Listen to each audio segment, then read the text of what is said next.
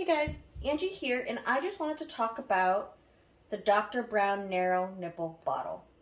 So I got this bottle because after doing a lot of research, it was the closest nipple that resembled those disposable Enfamil or Similac nipples that you get from the hospital when the baby's born. I found that my son had the easiest time drinking out of those nipples. I tried a bunch of different bottles, a bunch of different nipples, and nothing seemed to work. But every time I used the disposable nipples, he would drink it so fast, he would have no issues. So I tried to find the nipple that best resembled that, and that's these Dr. Brown Narrow Nipples.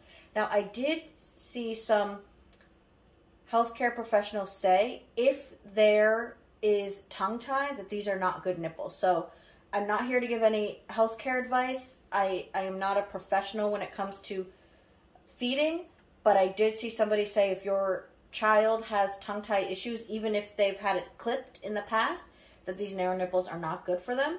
But other than that, I do recommend this narrow bottle if you're looking for something that is comparable to those disposable Enfamil nipples. The only thing else I will say about the Dr. Brown bottle is they leak pretty bad. So if you're going to bring them with you, you need a cooler bag that the bottles can stand upright. Do not put them down because even with the lid on, they will leak.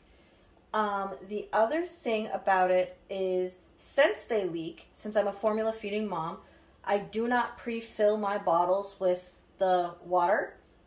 I bring a old Gatorade bottle filled with the water and then I pour it in. So I have a few empty bottles, my thing with the formula in it, and then a Gatorade bottle full of the water, and then I pour it in that way because they leak so bad.